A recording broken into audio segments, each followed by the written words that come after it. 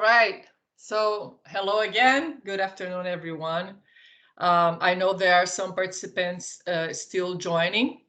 Dr. Fakad, I see you here. Hello. How's everything? Hello all, everything is good. Very well. Thank you so much. Um, so I think we can start. There are some participants still joining us. Perhaps I could wait one more minute to see if they can join us. Okay, let's just wait one more minute. Okay, thank you.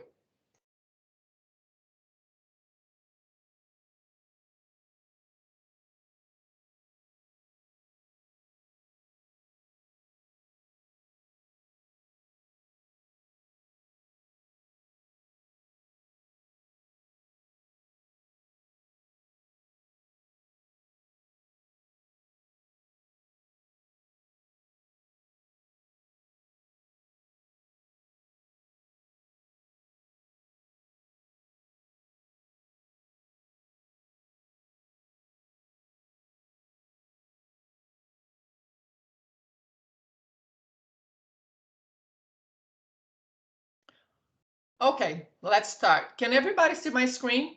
Can anyone confirm, please? Yes, you can see. Thank you. Thank you so much. Okay, so the session today is the webinar about semiographics and temporals. That will be between myself and Min, who will be lecturing today. So I will be talking to you about semiographics, some parts of temporals. Min will cover more of the temporal charts, also temporal charts. And I will come back to you just to remind you of some next steps that we always have to keep in mind after the webinars. As you might have seen, we have posted the training material at Slack at Mint channel. And as always, we try to provide as much material as possible, even if we don't present them all. They are all available to you. And if there are some updates that we have to make through the material, we might have to resend the updated material to you later on today. Okay. So bear in mind, you will always have the latest and greatest in your hands. So with further ado, let me just show you, present, this you don't have in your material, but I will most likely add into the material just so you have some slides that explain a little bit more what the material is about and what the content is about. So I don't know if you have heard of semiographics, right? Semiographics are nothing but charts with data representation in the form of symbols or icons, figures. So it is just a nice addition to what R has to offer for us, like data scientists, right? That we have all these charts. So what happens here is that it makes our life easier when we would like to make a chart that has that intention to grab the attention of whoever is reading your chart, right? The decision makers, let's say it that way. So it's an important aspect of R that we can make our charts using those symbols, figures within the data, with using just one application, just R. Because sometimes when we develop charts, we might have been making those charts using, after the charts are produced in whatever language that you use, you still have to use some kind of other applications like Adobe Illustrator, Adobe InDesign, Affinity Publisher. We can name a few of applications that will do some kind of post-processing of the charts. So that's when you add figures, you add symbols. So in here, you don't need that. So let me show you some examples of semiographics, right? This is an example of semiographics, plain and simple. What it's more important here to understand is that instead of using numerical or alphanumerical language, we are using symbols, right? In this particular case, in the x-axis, I have a picture of a dog, a bird, and a cat, whatever the data it is. But of course, this is understandable that because of the y-axis, I'm understanding that somewhere, somehow, there are 5 dogs, there are 3 birds, and there is 1 cat. So this grabs the reader attention, the decision makers, just to see those symbols there. Okay, so but this is a very simple one. And you can go a little towards a more complex graphs, right? In this case, we don't have the figures or the symbols in the y and x axis. We have inside the content of the chart itself. So what most likely is happening here, and I don't have the data, we're just reading the chart as it is with the symbols, right? That a few countries have this gas made per head of population. Some are manufactured gas, some are natural gas. So I see that we can see that United States has a fewer more manufactured gas than natural gas. And for each unit here, it's very hard to read, but it says that with the flame represents 500 cubic feet of gas. So in the other countries, we can have these representations too, okay? That's another example of semographic. Another semographic here that is a little more complex, but it's interesting because what the content is showing to us is that the Atlantic Ocean is been shrinking over the years, which is not true, of course. But what they really mean is the transportation that takes from to go to United States, to North America, I'm sorry, and the Britain in Europe, the trip is getting shorter due to the evolution of the transportation, right? So this is what's trying to represent here. And it shows that a ship in the 1800s is not as, fast as the ones that were created before, including an airplane. So this is a type of a semographic that I would like to show you. But what is important for us to see is how we can do a semographic like that. And that's the narrative that we have in the material, and that's what I'm going to show you here today. So the isotypes is a type of the semographics that we can show.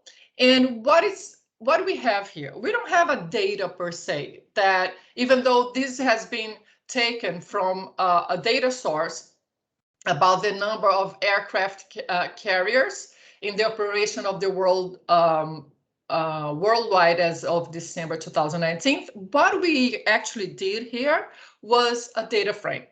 We produced a data frame where we have a column called country, and we add how many countries we want and how many times we would like, right? United States here shows 11 times. So most likely I will have 11 records of United States. China, we show it twice, Italy twice, United Kingdom twice, and once France, India, Russia, Spain, and Thailand.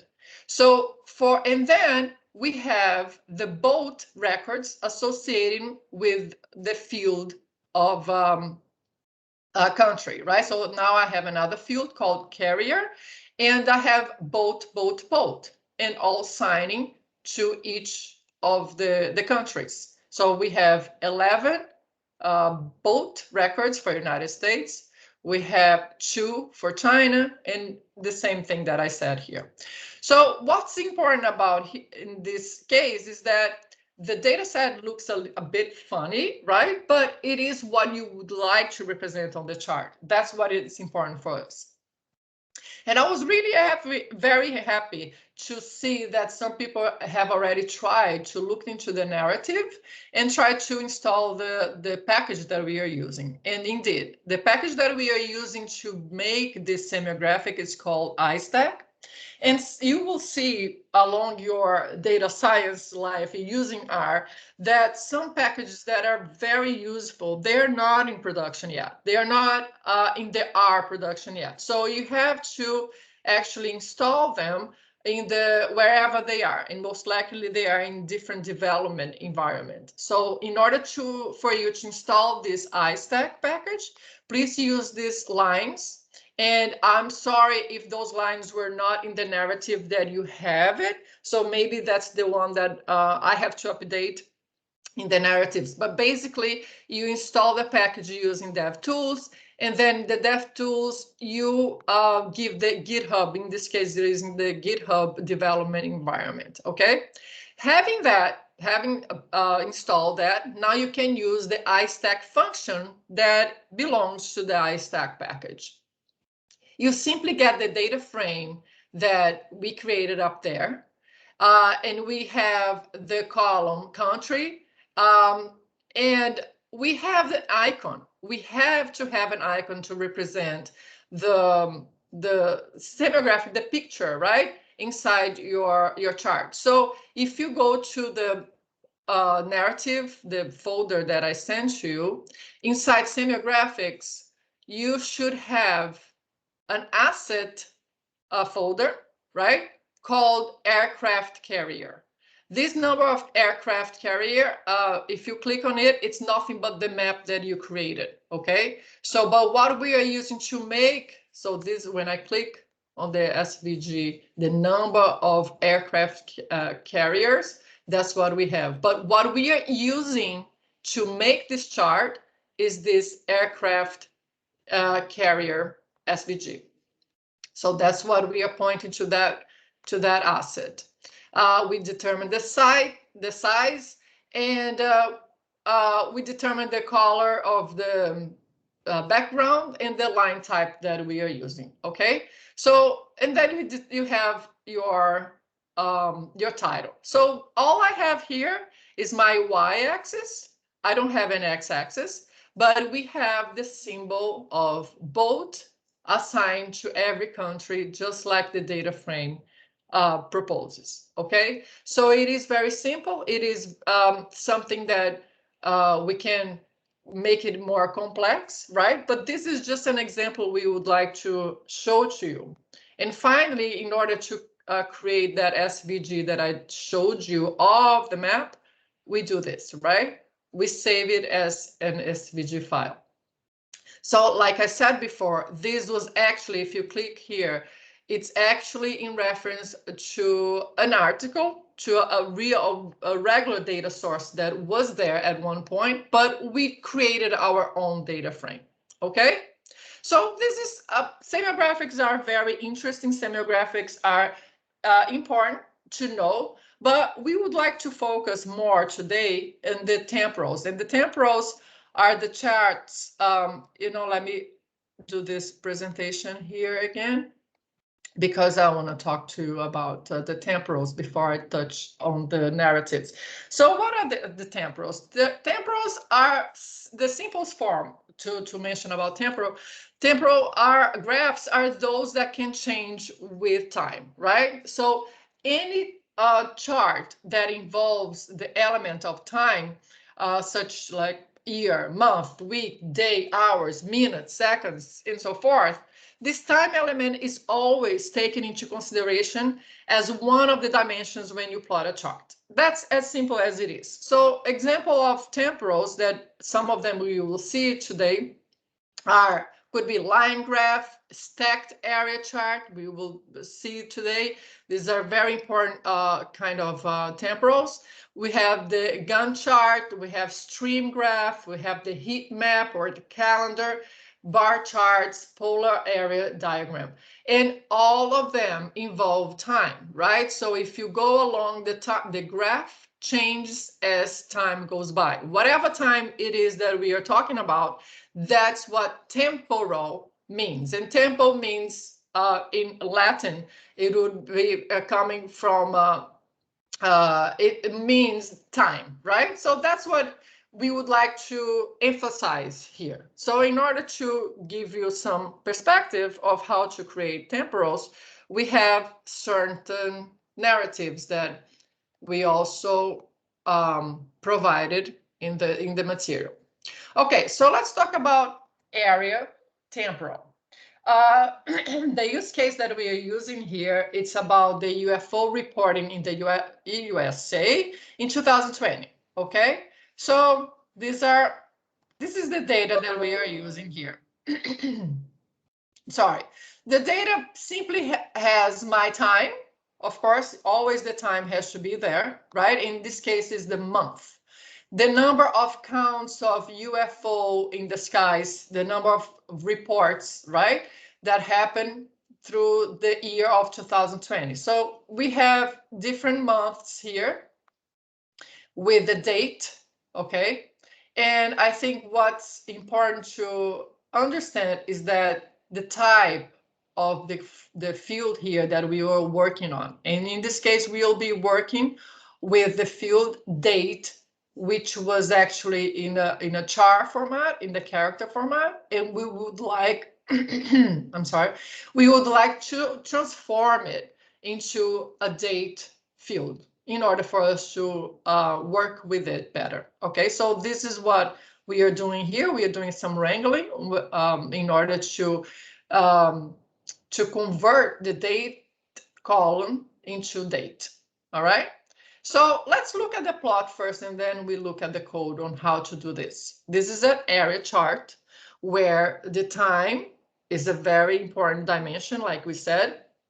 And here we are representing that every day of the year 2020, we are representing the number of counts or number of reports of UFO in the US skies. Okay, this is basically what it's representing. And the area chart, it's important for you to understand that the number is what's the delta between here and here. In this case, of course, it starts from 0. So the numbers will be what we show in the peak of every of the board of the area chart. So what do we have here? We have the y-axis, the number of counts. We have x-axis, which is the months, right, of the dates that, and we are showing only the first month of each quarter. And we have the title, we have a subtitle, we have some kind of caption here. So how do we do this? So if we go to the code here, as usual, we have that theme part where we make it its style if we want the legend or not. In this case, because it's just an area of one blue component, we don't really have to have a legend, right? So, but now we have the ggplot, our function that we'll be using here until the end of this Kamino. ggplot is so important and will help us make most of the charts. So we use our data frame, right? That was modified here.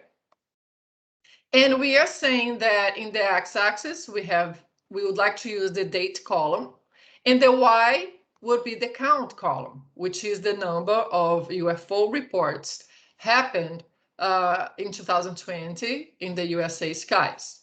Now, we are using this interesting function called geom area to specifically make an area chart. So we're specifying the color and the filling, right? The color of the filling. And we can use this H line here, which is actually the horizontal line, to make it more specifically, more lines here to see which every little point is pointing to what y-axis. It's up to you if you would like to try later. And then we have our x-axis determining only the first month of the quarter of 2020. And the y-axis, look how it's interesting. What I'm saying here is that I would like to start my y-axis with a 0 all the way to 2500. But why the 2500 doesn't show here? It is because we don't have in the data set a count that is 2500. So I could have put here only 1500, that would be the most, right? Or maybe after the 1500, and I think that's July 4th, we can find on the data which is the highest, and we set in here. But I said 2500, and the chart will adjust itself just to show what is the top, the highest one. And what is this 500? 500 means the intervals of my y-axis representation here in the chart. Okay, so it goes from 500 to 1,000 to 1,500. So having this chart now, what I would like to make some annotations. Why not? Annotations are simple places. Let me show the chart first. Simple text that I would like to place on the chart, and specifically position of the chart. Okay, so we have the annotation here, January 1st. Why? Because there's the second highest number of reports of UFOs in the United States that happened in January 1st. And I also know that just by looking at the data, I saw that July 4th was actually the highest number of reports of UFOs. In order to make this annotation is very simple. You basically get your chart, which is your V1 here that you developed, and I'm sorry about that, and you add this annotate function. The annotate function is nothing but a text that you would like to label, right? You label this first one as January 1st, and you are setting the coordinates in your chart where exactly you would like this annotation to be. In this case, I would like my annotation to be on the X that says January 1st, okay, the date 1st of January of 2020, and the Y on the 600, okay? So if you go to the chart, so this is the January 1st X and the Y 600, okay? And that's where I would like to have my annotation. Likewise, you can do for July 4th, right? You have the label. And this adjustments is just the adjustments that you can do on your text. You putting on the left, not in the center.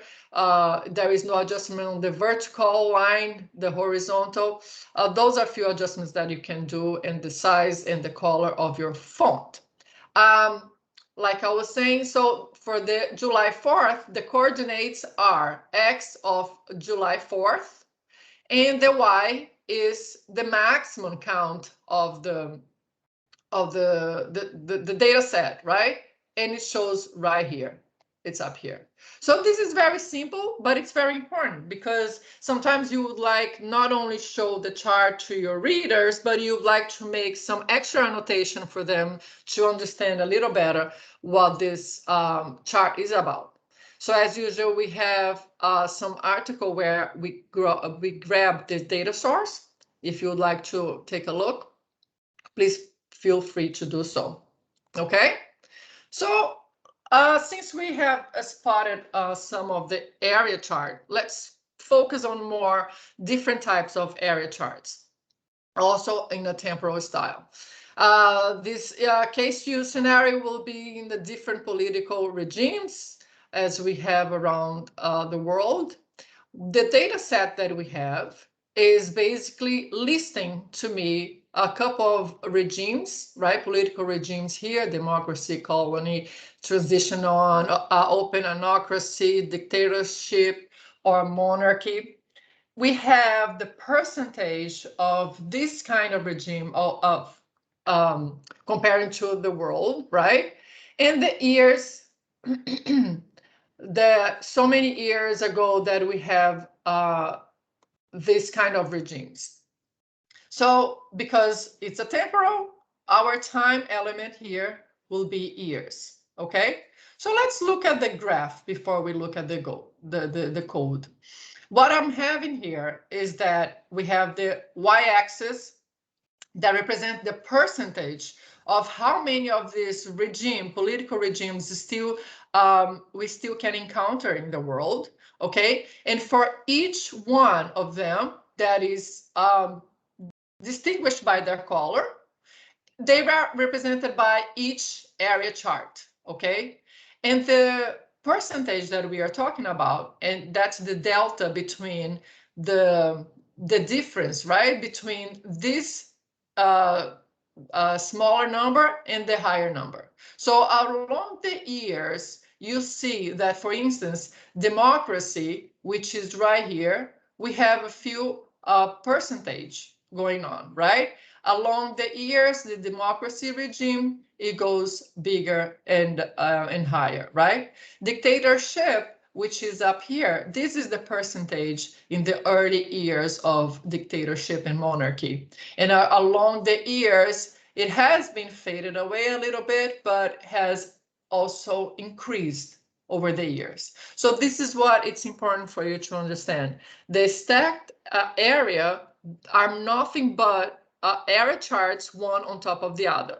But it doesn't mean that this up here means that they're 100%. No, that doesn't mean that. It means that the delta here is what it counts for the percentage of the occurrence of this regime in the worldwide, right?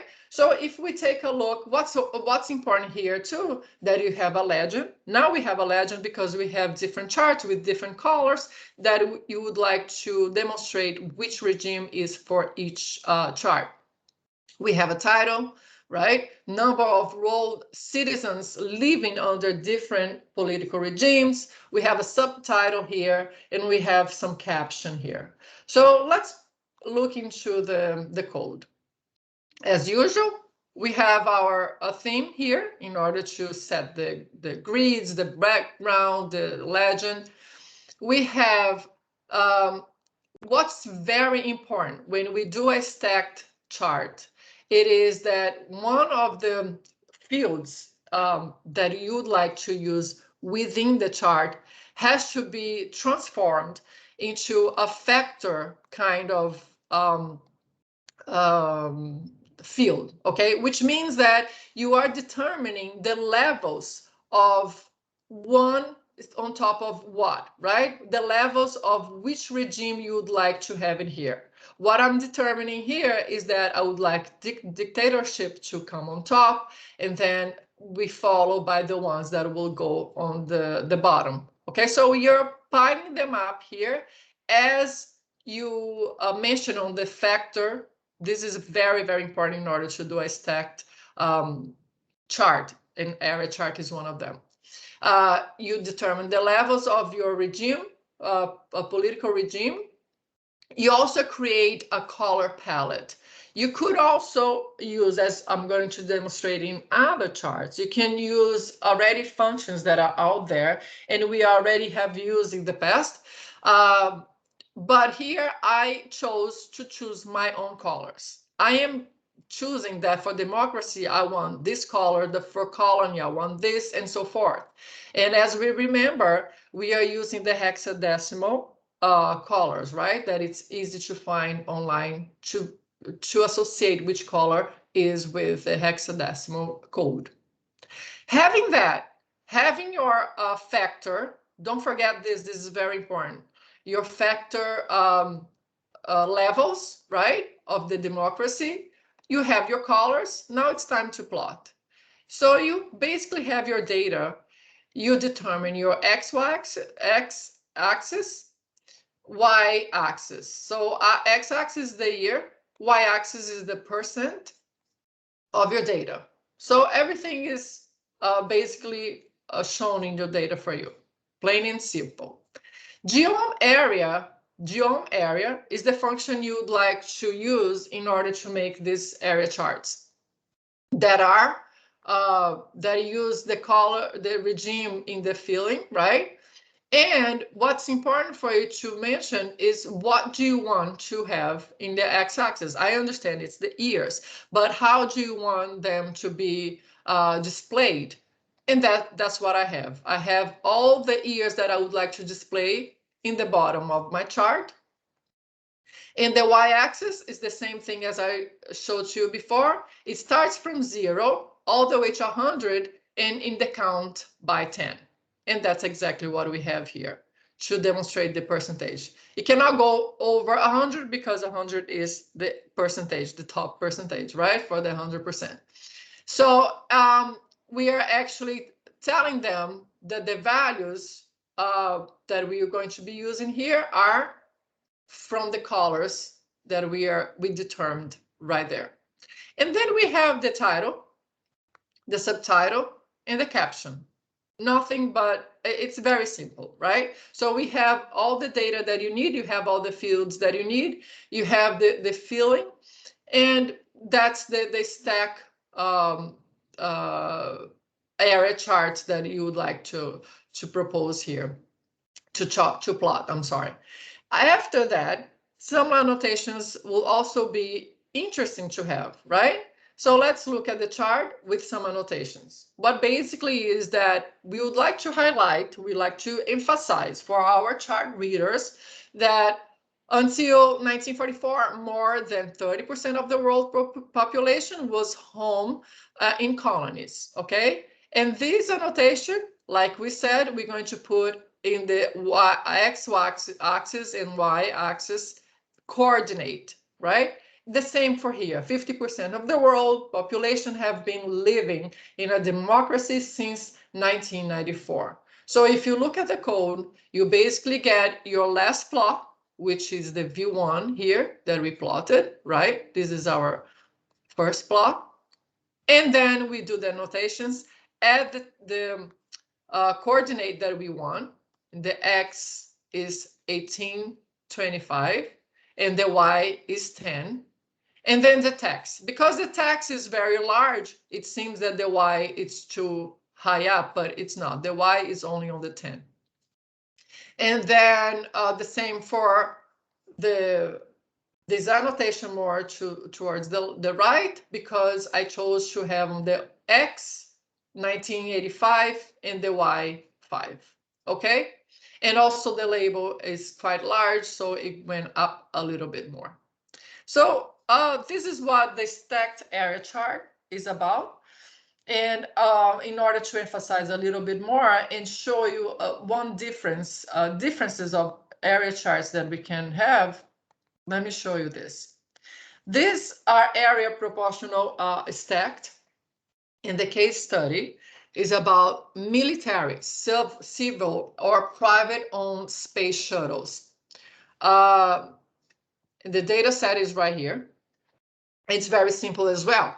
We have the series, what type of space shuttles that we have. It could be private, it could be civil, could be military-owned shuttles. We have the values here, how many, right? And the date, okay? So, but because we have dates that are repeating themselves, maybe we'd like to group by year, by date, right? In order to get what we need to do. Because it's going to be a stacked chart, we would like to use that factor again, because I would like to tell my chart, my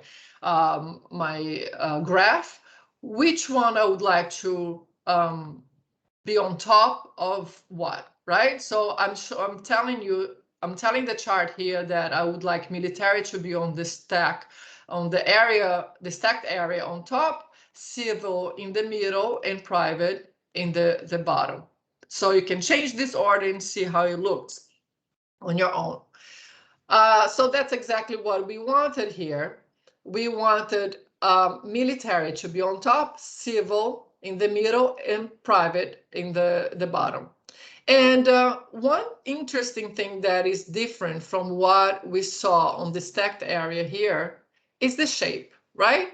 In this one here, the geom area that we chose to do this plot, to plot this chart, was in the more soft kind of border.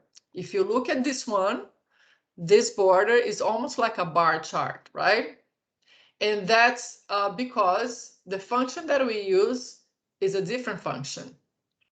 If we look at the ggplot still, but it's the geom bar instead of geom area. But the idea of how to make this chart is basically the same idea that we used for the geom area, except for the fact that here we are mentioning that we would like to stack them accordingly, right? this stat identity is very important to have. It always have to be there in order to plot this kind of chart. Again, we based on the x-axis, we mentioned which year we would like to have there, right? The colors we set in here for each and every type of shuttle. Y-axis, we make the display the same way that we did before. We fill in with the Sirius color, Sirius PAL. That's what we are filling in it, okay? And the filling inside here is Sirius, right? And lastly, we have the title, subtitle, and the caption as it shows here. The caption is 0, so that's why there is no caption on our chart. So, but what's important here for you to know is the difference, because we can do a stacked area with just the geom area function, but we can also use geom bar function in order to do some type of stacked area graph in a different shape, okay? And here we have some annotations, the same way we did for the others. We determine the x-axis and the y-axis because we have several annotations. The code is a little longer, of course. One annotate function per annotation that we have there. And we make it a little more understandable, right? This chart of ours. Okay. So let's move on to another area stacked with a segment data sets that we would like to combine. Not only an area chart, but we would like to combine with a segment kind of plot on top of our area chart. Okay, so the use case scenario here, it's about the combat deaths per 100,000 people worldwide. So it's actually the percentage of how many people have died in certain conflicts in the world, okay? So we have two data sets here because we're going to do one chart on top of the other. The first chart will be the stacked chart for the the data set that represents the percentage of deaths in certain regions per year. The second data set that I have is some conflict names, okay, which is not that many, but very powerful, but very important, that has happened in the history of the world.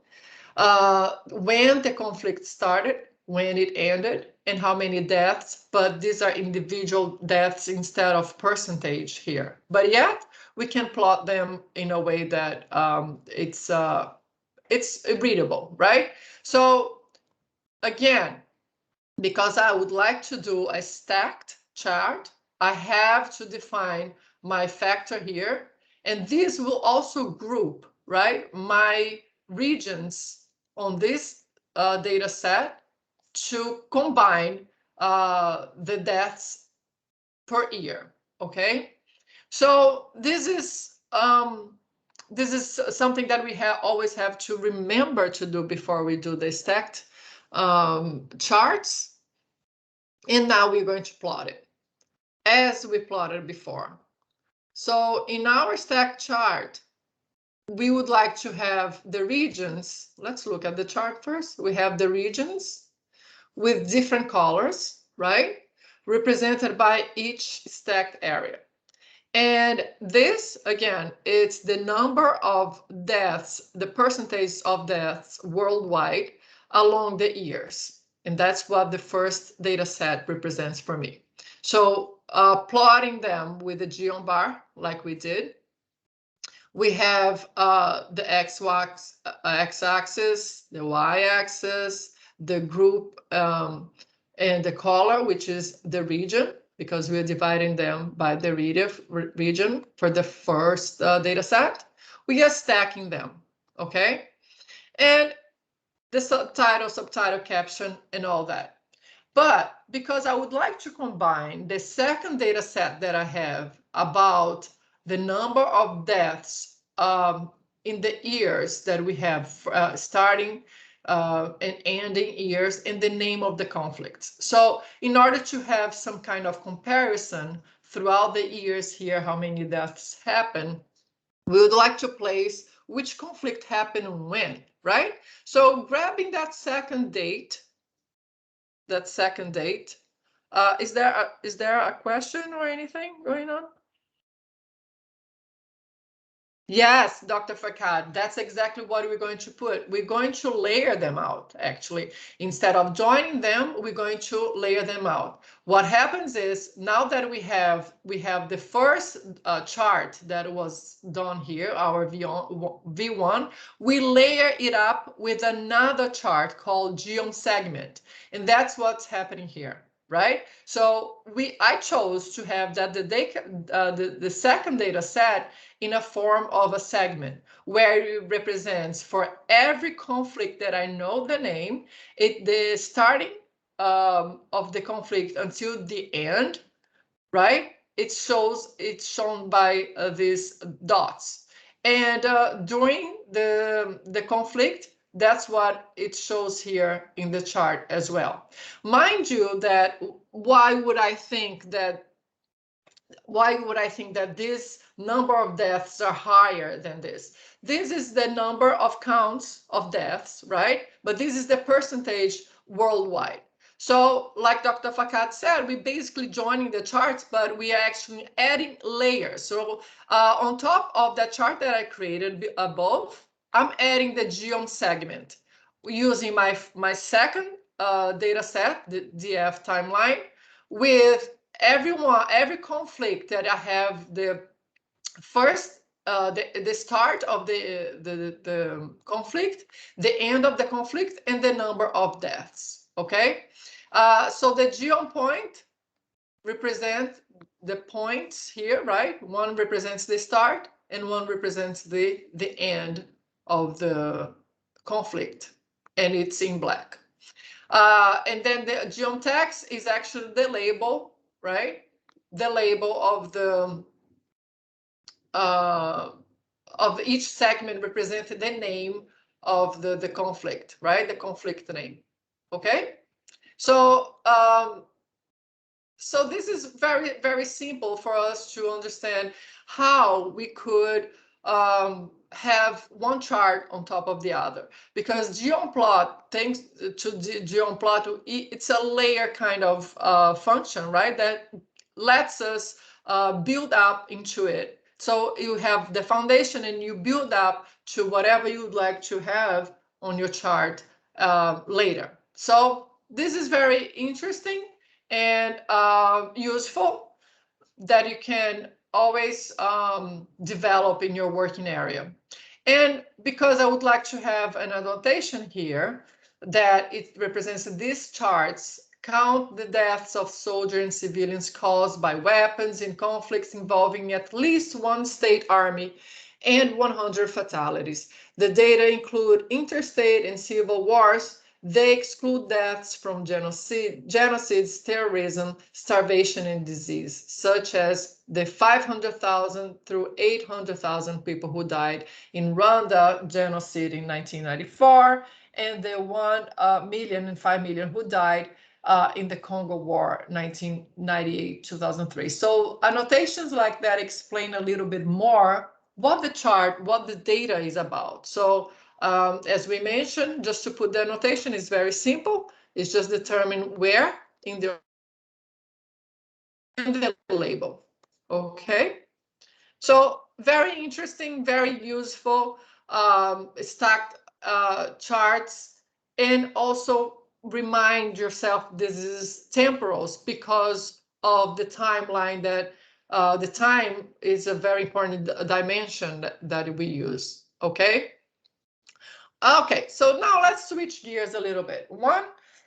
Another type of temporal that we would like to demonstrate here is the calendar heat map. Calendar, mostly because of the resemblance of a calendar. It could be actual calendar chart, but it could be something that has the time, right? It has any time element there, but it doesn't really look like, it looks like a calendar, but it is not a calendar. So that's the reason why we call this is a type of resemblance a chart for the temporals. Okay, so I went to one website that yesterday that gave me some temperatures of Addis Ababa, okay, from July 1st. Now it's giving me more, but when I captured this data, I got the weather temperature of each day from July 1st to July 20th. And in this data, I encountered the timestamp, okay, field, which is the year, month, and day from July 1st to July 20th, and the temperature in Fahrenheit of each day, okay? Plain and simple. But because the timestamp field is in a chart format, I would like to make it as in date, because in order for me to make this kind of calendar chart, I actually have to dissect the timestamp a little bit into different aspects of the event time, okay? And that's exactly what I mean.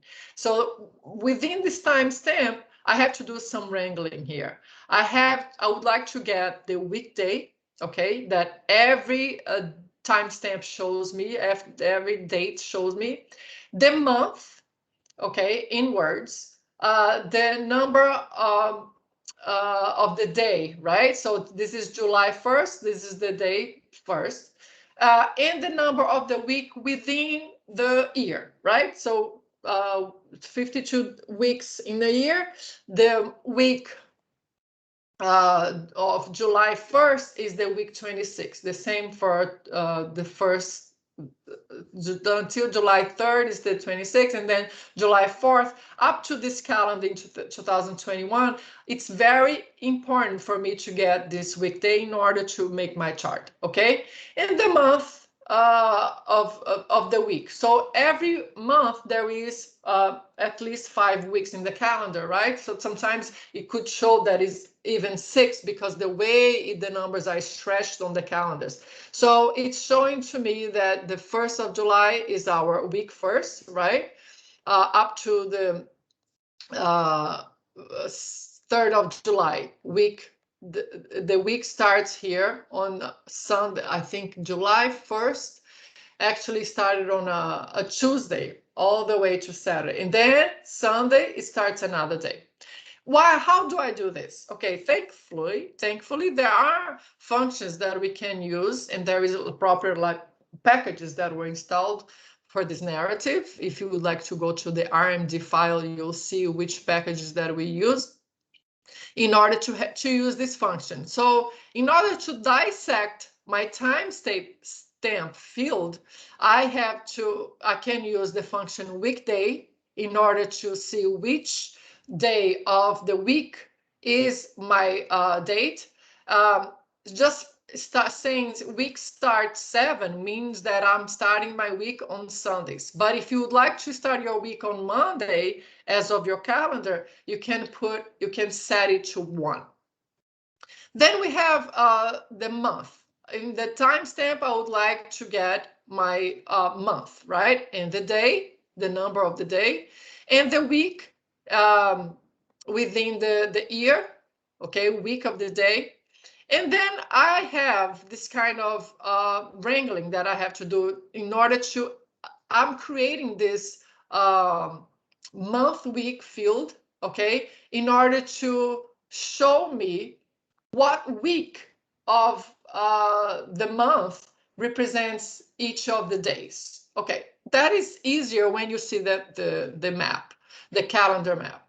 What I'm showing here is for every week of July, right, for the days that I have, because it goes all the way to July 20th, I'm having this calendar looking, let me just make it a little smaller for me to show a little better. Okay, this is a calendar looking chart where each one is a different temperature based on the legend that I have. And that's the reason why it's called heat map, because the colder the temperature, in this case, we're talking about temperature, right? But sometimes, as you will see in another demonstrations that I'm gonna show you, doesn't have to be temperature all the time. But in this case, the cooler the temperature, the more towards the blue we have, and the hotter the temperature, it goes to the orange and red and so forth. So here we have week 1. This is my month week 1 of July, week 2 of July, week 3, week 4, up to July 20th, okay? And in order to make this heat map, it's also very simple. We use the ggplot for my data that it was actually wrangled here, temp calendar. So we have our weekdays as our y-axis, right? Weekdays here as a x-axis, and we have our month week as the y-axis, okay? And the field is the temperature of Addis Ababa on the month of July until July 20th. We have these lines here are the lines that are these little lines that I'm having between the weeks, the horizontal lines, right? Marked by these H lines, the horizontal lines that I want to have just to make my chart a little prettier. And I have these vertical lines that I also divide each one of my squares that represent each day of the calendar that represents the temperature. So aside from that, what is important for us to see is that we have the legend here on the bottom, right? And we have the labels. On the x-axis, we have the days of the week. The y-axis, we have the weeks of July. And I would like to put the label, the title, and subtitle. Now, you might ask, where can I have some kind of other legends here? Because I understand that towards the blue, we have towards 61 degrees, but I don't really actually have the temperature of each one of this square representation, right? So that's when we would like to add some kind of interaction. Let me make this a little bigger. Where when I move over each one of these squares, it's giving me the day. So it's July 1st, temperature 61 degrees, okay? July 2nd, temperature 65 degrees. So these are very cool kind of interactions, but also very useful, because by looking at this chart, okay, I understand that from July 1st, giving me the data, I understand that's July 1st and July 2nd, but once you have this in a more interactive way, you see that the calendar goes from July 1st all the way to July 20th, right? With the exact temperature per day. And in order to do that, we had to use a library called Plotty. Okay, this library, we had to install it in order to use this ggplotty function. And this is exactly what it is up there, except for this text that I would like to use in my tooltip. Remember the tooltip that we did for the maps? It's basically the same concept here, right? So I'm adding to my original chart a text that shows me the day, right, from the field day number, and the temperature in Addis Ababa for each day. And then everything else is exactly the same. All you have to do is add this function to your original chart and add set the tooltip to the text that you just signed here. Okay? That will make the interaction that you see on this calendar heat map. And that's basically it. So like I said, this is a complete calendar. This is a calendar where I show a month and the days. But sometimes the heat map calendar it could look a little different. It could look even more populated with years and months and so forth. And this is an example of it. In this use case scenario, we are talking about the Toronto bike thefts that has happened throughout the years of 2014 all the way to 2019 per day. So we have the number of counts of people stealing bikes in Toronto, in Canada. And we are basically dissecting the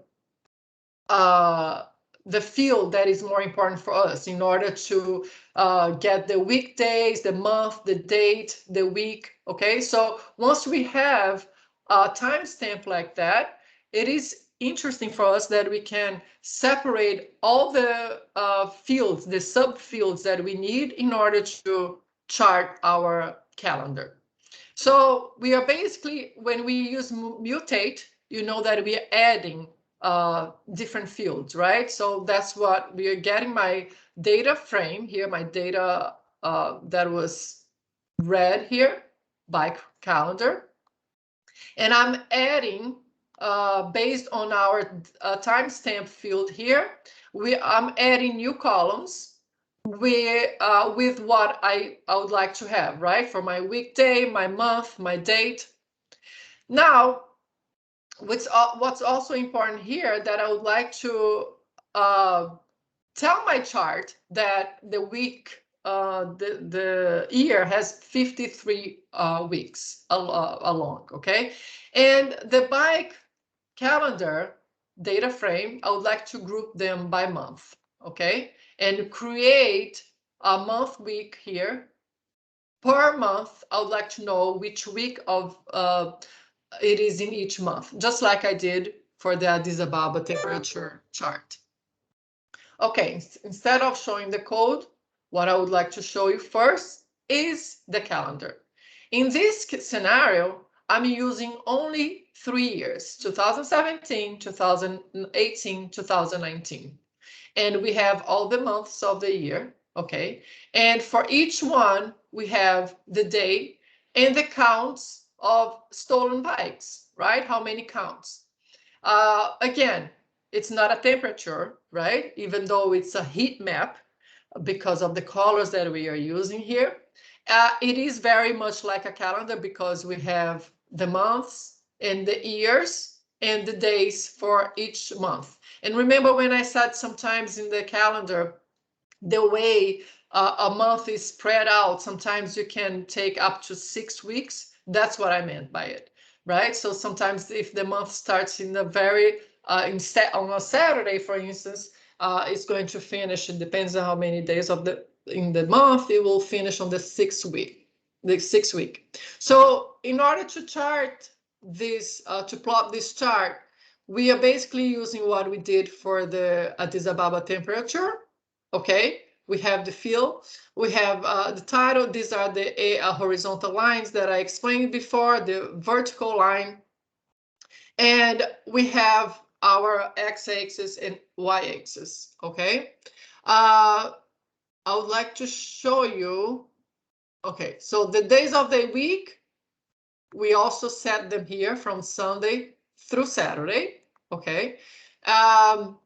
Here, I think it was when we are just filtering the data for 2017, 2018, 2019. Okay, so this wrangling part here, we did a lot. We did some filtering of the data to capture only the meaningful information that I wanted, and we created some columns here that also is necessary for me to plot my chart. So aside from that, it's interesting to see this facet grid that is giving me from year to the months. Okay, so those are the grids that I am making. I'm sorry, it keeps going back. And the PAL, okay, so this is the colors that I'm using for the functions. Okay, so that's the palette function that I'm using for the colors for each count of bicycles that were stolen in Toronto. So, which means that towards the blue, more towards the blue, it's a less count. towards the red, it's more of the counts.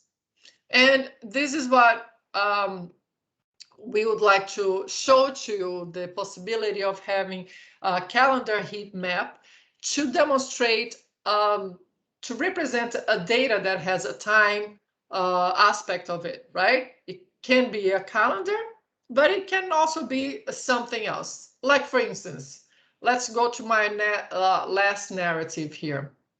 This is about measles vaccination calendar chart, which is the number of, this data represents the number of incidents, the number of measles that has happened in the United States, in different states of United States along the years, okay? And that I would like to show you.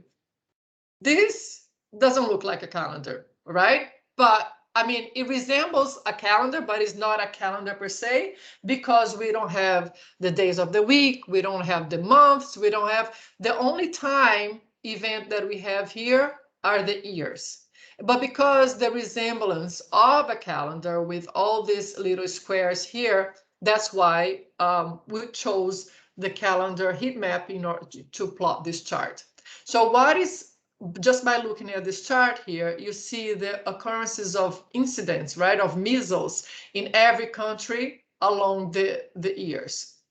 That towards, more towards to the red, right, reddish, it's a lot of cases, right? The yellows are more cases. And towards, as the year goes by, you'll see that things are, measles incidents are fading away because it's going towards more the blue.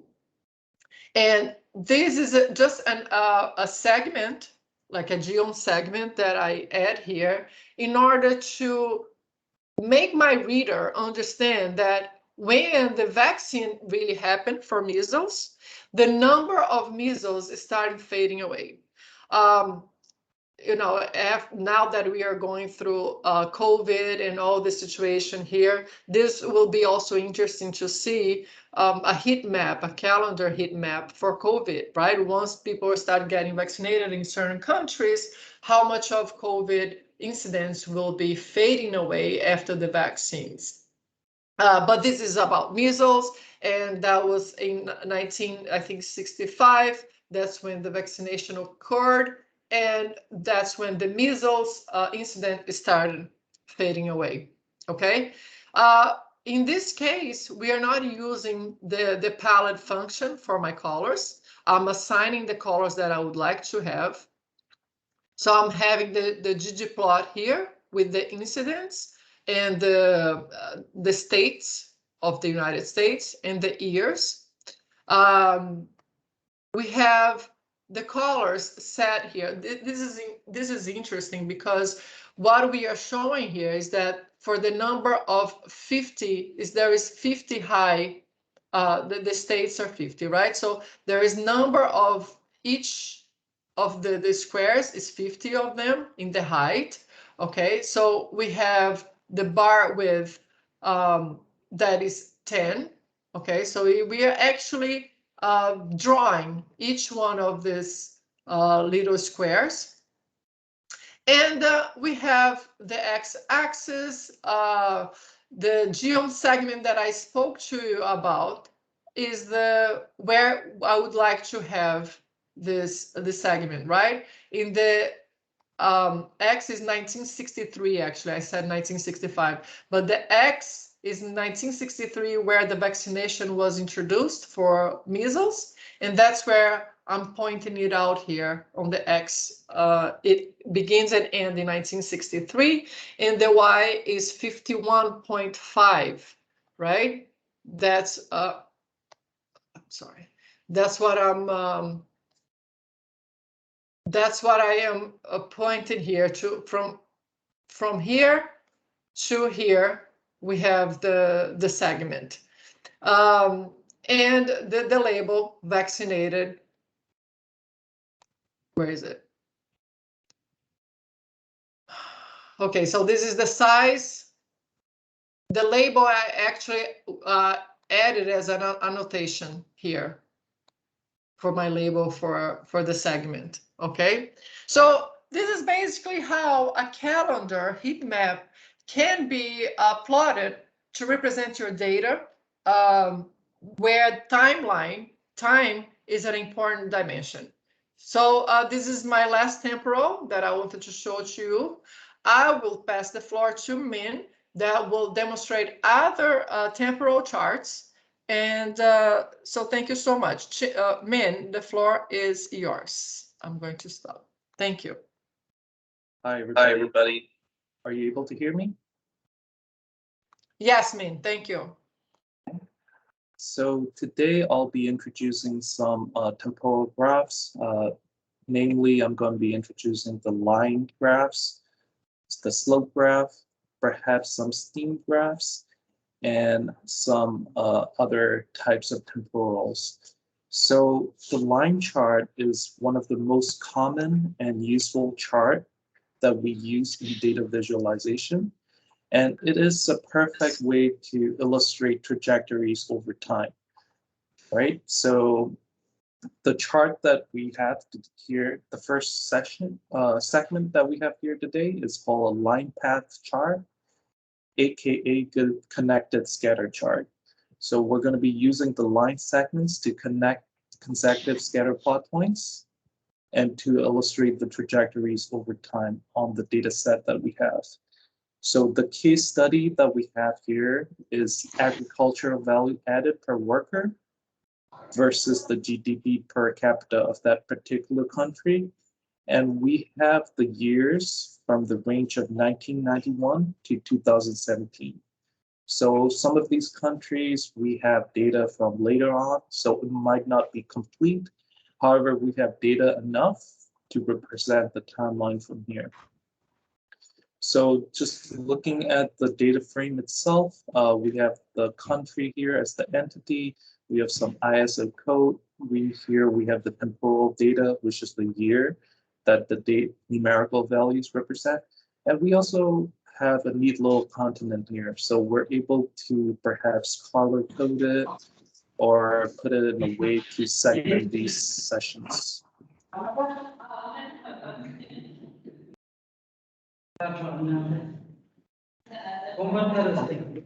I'm hearing some feedback, so let me just.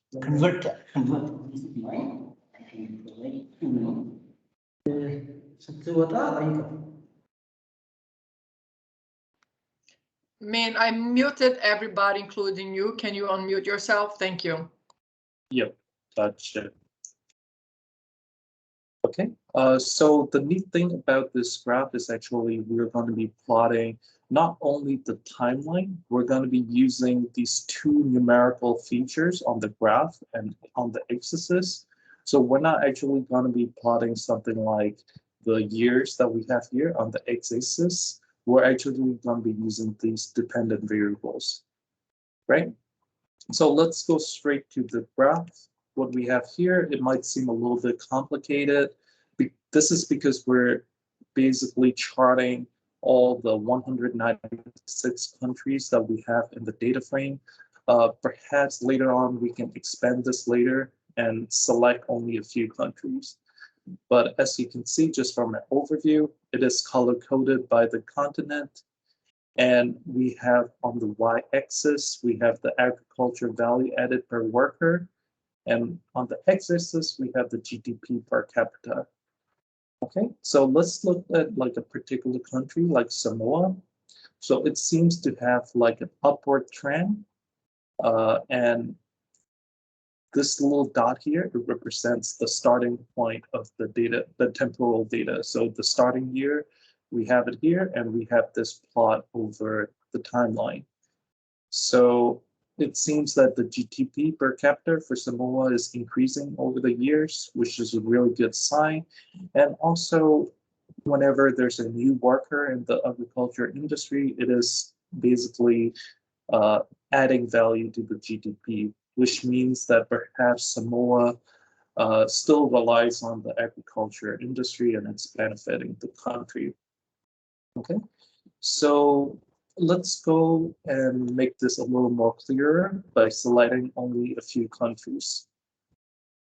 right? So we have all these countries from different continents, and this gives us like a clearer view.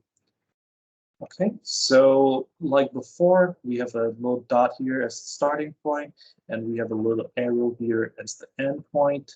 So most countries, it seems it has an upward and rightward uh, slope and a pathway. So it's basically, improving both in the GDP and the agricultural industries. However, there are some countries like Botswana here, even though it's increasing in GDP per capita, it seems like agriculture value added is going down. Perhaps there's a possibility that we can make the assumption Botswana is perhaps shifting from agriculture industries to other industries of something else. So this gives out a lot of information, and we can make some assumptions from these data, right? So let's go straight to the code and how we can draw this. So we're going to be using ggplot2, and the first thing that we're going to do is go ahead and from the data frame, we're going to get the start points. So we use a little dplyr function called root by here to get like particular years that it starts on. And we're going to manually put in the label.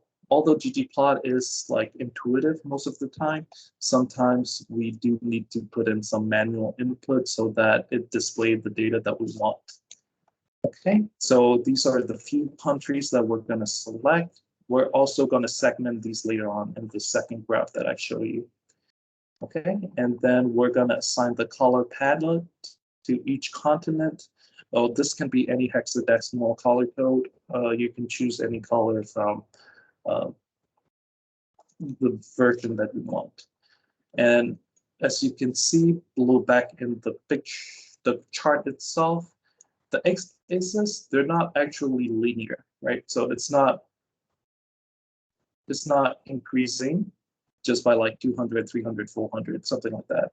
It is actually doubling every time that we go through the graph. So here from 200, 500, and 1,000, and all the way to 15,000. This is useful where basically we have huge discrepancies in the data. For example, countries like Norway, their GDP per capita is like way up there. Perhaps this is useful because it will be imperative to put all the charts and all the lines we have in this graph, like to fit it all here. Okay, so we're gonna determine the x-axis and the y-axis here. And we're going to be using a logarithmic algorithm, like a scale, to actually represent these axes. Okay, and just like before for ggplot, we need to input the data frame, which is right here. We have the x-axis at the GDP and the y-axis as the value added per worker on the agricultural industry. And then we're going to annotate the labels that we have here on here. So we're going to be using the geom text REPL to represent the labels, right? So all these numerical values here, they can be manipulated in a way like, let's say you want to make the text bigger, you can go ahead and do that. And then the geom path is actually the lines that we're going to draw. We're going to draw it over all the years that we have. And the geom point here is the little dot that I show you, which is the start point of the data. And just by labeling it and everything, we can reproduce this graph.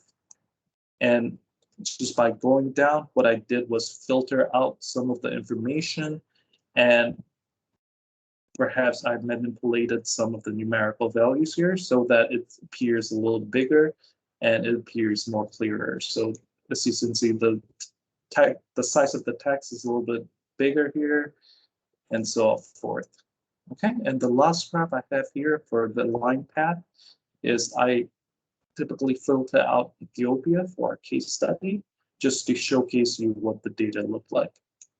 So like most country, it has an upward trend and it has a rightward trend, which is a very good indication. And perhaps just by going through the code, I was able to put the years, particular years for each year as the genome point here, so that it can represent each timeline of our data set, right? So we have our changes here, and then we have like an ongoing upward slope here. Okay, and moving on to the next slide, we're going to be working on slopes. So slopes are very important in displaying the ranking or the changes in the data. And we can also add something like a comparison among the subjects that we measure. Okay, so usually when it comes to slope, it is a linear straight line, and it's going to be representing like a start point and end point in the data set. So what we have here is the use case is actually maternal mortality by country.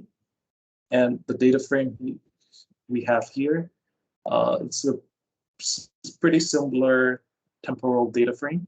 We have the country, we have the year, we have the total population, we also have the continent, which we can color code like before, and we have the maternal mortality ratio. So we're going to be using this column mainly to graph this, right? So the first thing we're going to do is ingest it, and let's move on. We're going to do some wrangling in this data. So the first graph represents Oceania, which is and the rest of the world. So we're going to be filtering out Oceania here, and we're going to be filtering out the years that we want to filter out. So here, as you can see, it starts from, for Afghanistan at least, it starts from 1990s up until 2015. We're going to be filtering out so that it starts from 2000. Okay, and going straight to the plot, it looks something like this. So thankfully, the world's maternal mortality rate has decreased over the years. From 2000 to 2015, there's probably like 100 difference from there. And we're annotating this in a way that every downward slope, which is a good indication, is in blue, and every upward slope, which could possibly be a bad indication because the mortality rate is higher, we're going to be color coding it in red. Okay, so unfortunately, in this the Oceania continent, Tonga, the mortality for particular reasons, it seems to be increasing over the years.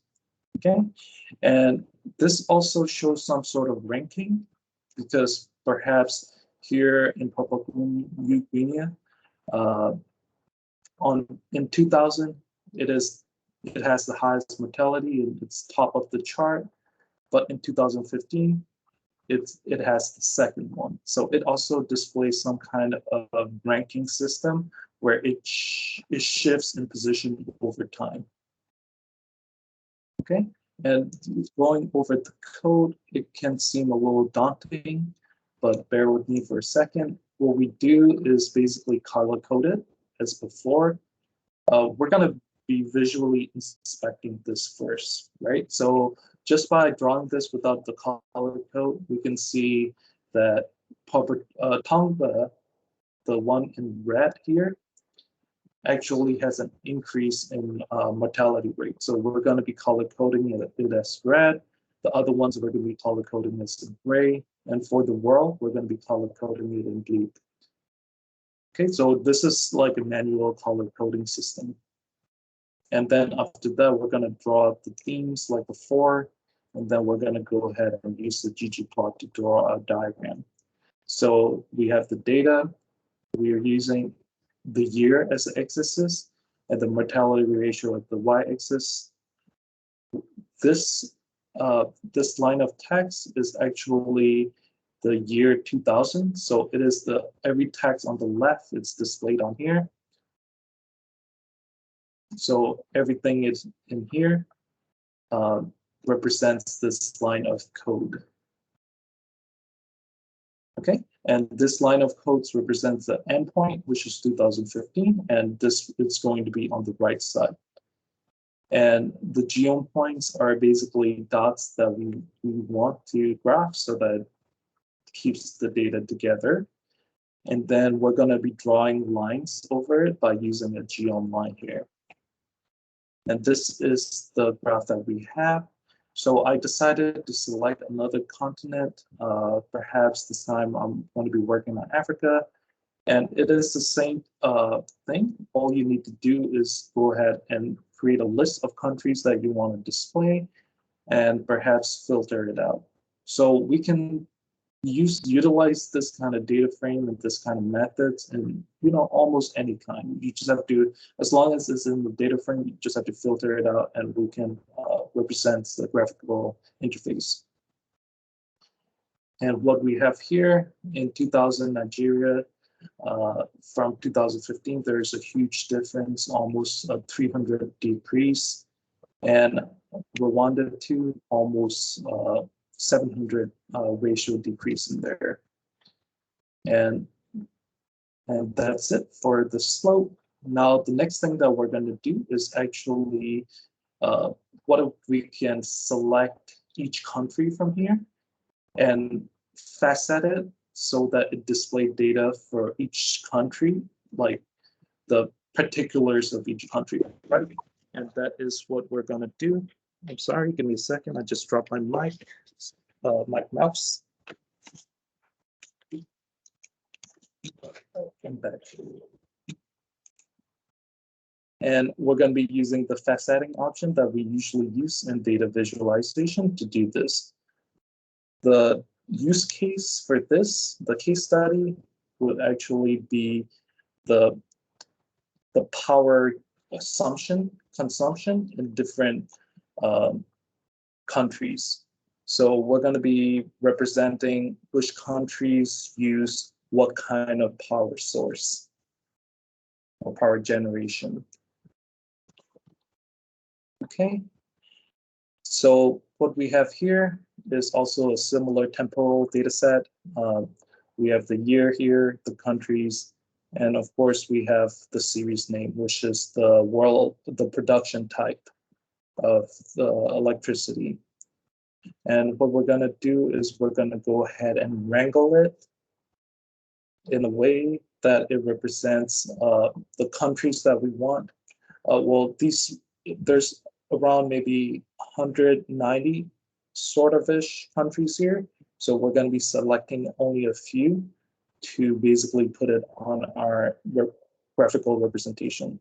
So here are the countries that we use. And just from looking at it, you can see in Ethiopia from 2005 to 2015, we're using hydroelectric mainly, and we're introducing renewable energies here, right? The data that we source, and for United States, we were using coal a lot back in 2005, and it has decreased over the year. And right now we're using more of natural gases and renewable energy. So in every country, there's an upward trend in renewable energy, which is a really good indication. And there's a decrease in something like coal, which is also a very good indication of it. Okay, so let's go to the R Studio just to run this and just to go over the code. So the line charts and stuff, these are the libraries that we need. We will be needing a library called ggRepl. It is where you annotate stuff like the text and the text annotations that we've mentioned before. Okay, so we're going to go ahead and look at the data frame itself, like we had before. And then while preparing the data, sometimes we might have to do it manually just to select each and every data set that we want. So here we're going to be filtering out by country code, and we're actually using basically a vector for each country so that we can graph it individually and represent it in the facet format. right? So writing this code, it might be a little bit tedious, but just if you know the country codes, it is very easy. You can just copy paste this and then go ahead and edit this part out. Okay, so we have all these data here that are already faceted. So let's see, for example, for Hungary here, we have everything just for Hungary from 2005 to 2015, and what type of energy resource they use. Okay, and just by going downward, we're going to go ahead and graph this. So as usual, we have a color palette. This is, just to make the graph a little more visual and a little more interactive. We have our theme here. And then we're going to be actually graphing it for each country. So what we have here is pretty similar to what we use in maternal mortality. We have the geom line and the geom text repo to represent the left and the center or the right value here. Okay, so after drawing all these graphs, what it represents is,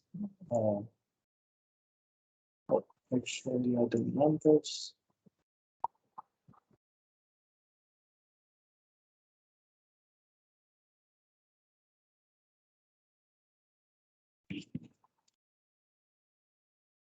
What it's going to show is actually just for each particular country here. So usually we use facet grid to actually segment all these information, but here we're doing it manually, right? And I'm going to show you how to combine all these graphs for all these countries. We're going to be using the line of code at the end right here, which is basically patching it and assembling it, right? So what we can do is basically just save it in a variable here. Like for example, for Ukraine, we're going to be using UKR_plot. And after saving for all these countries, all we have to do is use the plus sign to basically assemble it.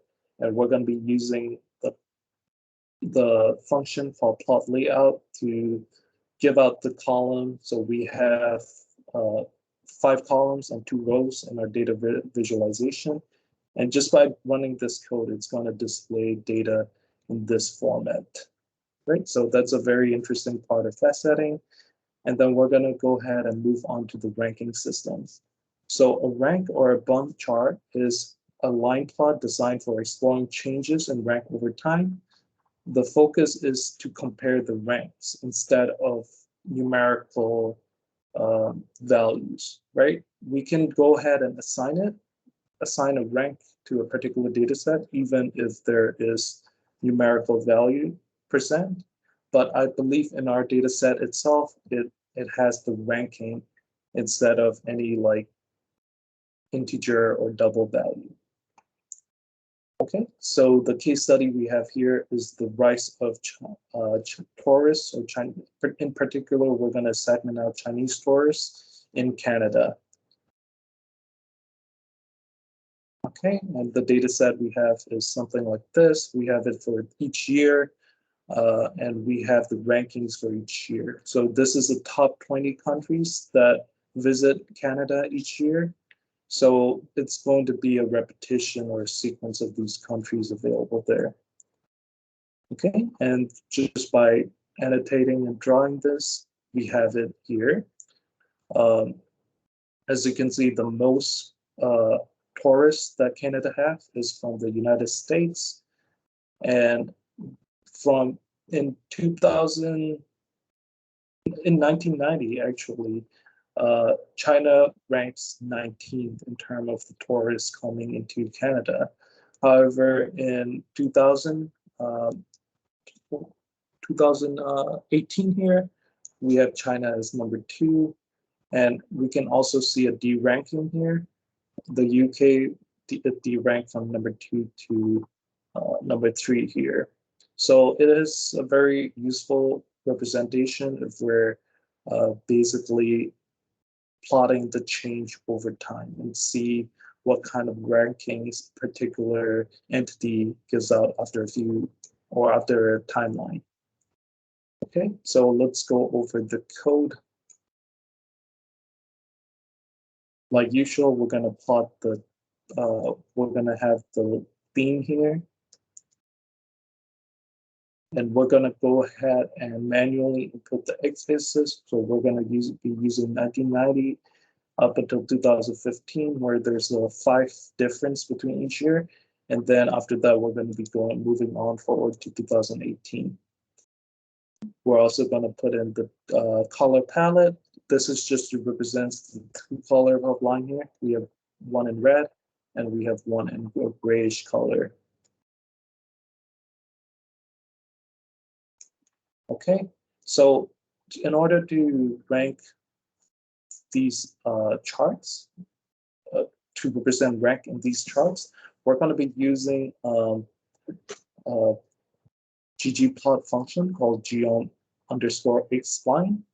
So what it does is basically it basically select all these data from below or above, right? So it's going to basically rank the system to whatever we allow it to. And then as usual, we have the geom tags on the left, which is just the initial ranking that we have. And we have the name of the countries on the right. So we just have to paste. So here we're manually pasting all the entity that we want to put here. Okay, and the geom point also represents the little points that we have here, just to showcase like what the data, how the data have changed over the year. Okay, and this is it for ranking. We're going to go ahead and move on to another data set, which is the timelines. Right, and like the ranking system, like the fast setting that we did here, we're going to be actually manually inputting all the data source in here. So it can be kind of tedious, and the code base is pretty long. So let's go ahead and look at this from our studio so that we can learn the code a little better. Okay, so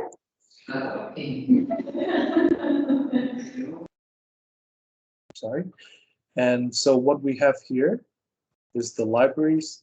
The libraries that we're going to be using here is actually called the time_vis library. It is very useful when you're plotting stuff like timelines. So we're going to be, it is part of the ggplot too. So it is interactive with these two. And I'll showcase that later on. But what we have here is our data frame. So the data frame, so the case study that we have here is the UN member state timeline. So it is when these member states or these countries join the United Nations member state, and it's going to display the specific date that they joined the United Nations. Okay, and then we're going to go ahead and wrangle the data set so that it displays in a date format, like Karine mentioned before. Sometimes when you're working with temporal or time series data, these date formats can be very important, right? So for here, it's just showing us as the character value. So it's not in the date format. So this is like a string itself. But after basically running this code, it's going to go ahead and change our data to a date format as represented here. Actually, my bad. But we're going that's the idea of it. Right, and we have our plots here. So like I mentioned before, we're going to go ahead and plot it for each 10 year. And this is what we're doing too. So we're going to be filtering out data from, let's say, 1950 to 1959. So we're going to be creating plots for each and every year that we have. Sorry, each decade that we have in the data frame. Okay, so let's go ahead and plot it. For this particular one, like I mentioned before, we're going to be plotting it individually. So what we have here is the ggplot data and ingesting the data frame that we have, showcasing the x value and the y-axis. And then we're going to be using the library to do a timeline plot. So this is one of the functions of the library. And let me just show you the graph itself after it plots. So it's going to showcase the data set like this. Okay. So it's going to, for each particular date, it is ranked from the lowest to the highest. So from the starting, from the formation of the UN, there are a lot of countries here, probably more than this, which joined. And these represents the particular point in time or the date that other nations or other member states joined the United Nations. Right, so this is for the decade from 1940s to the 1949. And then we're going to go ahead and draw it for each and every decade that we have available. Okay, so just by going through the code and going back to the HTML file, this is what we have as the end product. So for 1940s, we have all these countries joining in. And here we have it for 1950s, 1960s, 1970s. And when we scroll down, we have one of our latest nations joining the UN membership list, which is South Sudan in 14 July 2011. South Sudan is also one of the newest country in the world, and they're the last to join us. So from 2000s, we can also see countries like Switzerland, even though they were able to join the United Nations. Okay. All right, so the next graph that we're going to display is the steam graph. So these steam graphs and stuff, we're actually going to be using external libraries that we have available. So we might not need a huge code base that would normally require in something like a ggplot, right? So these kind of plots, they're already predetermined, and it takes in a lot of intuitive information and intuitively plotted for us.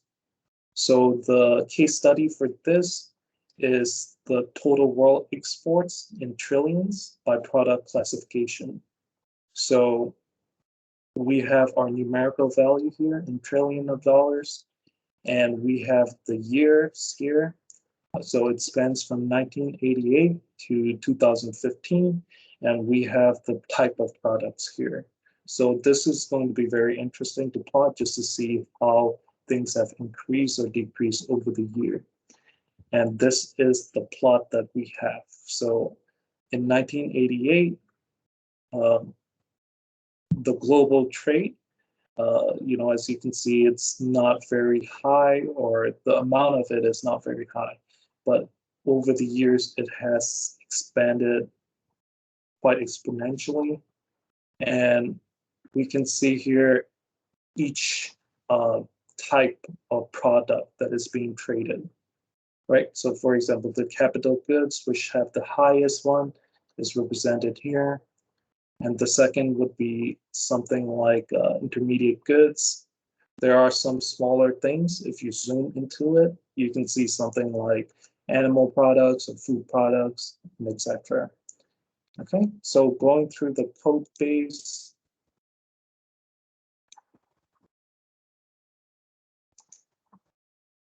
we can see that we only have a select line of code, right? So this library actually makes it easier for us to graph. So what we're going to be using is a library called GG Time Series. This is not available in the CRAN version yet, so we're going to be downloading it from GitHub. So I commented here the way to download it. And then we're going to be using that library to display our data. So what we have here is our data frame that I showcased earlier. We're going to be manually dividing it so that the number is not humongous. And this is the results that we have.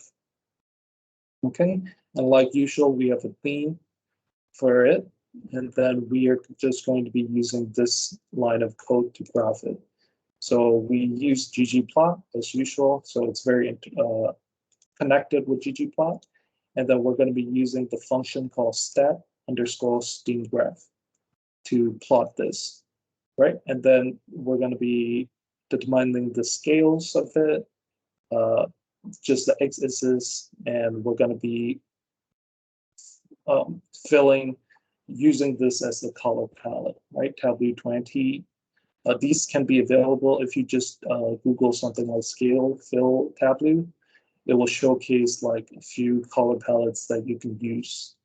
It's very dependent on your preference and your use case.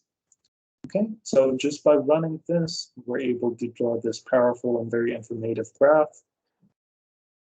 And that's what we have. Okay, similarly, we can use perhaps a different case study here. So the case study that we're going to be using is the nuclear weapons test.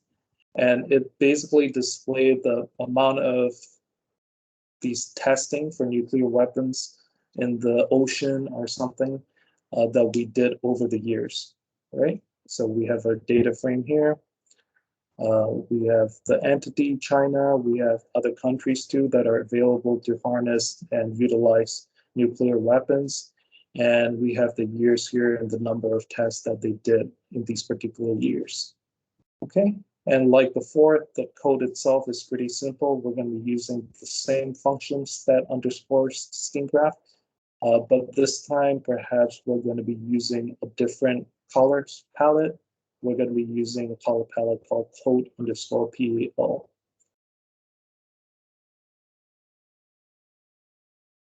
Okay, and by drawing this in the x-axis, we can see all the years from 1945 to 2000.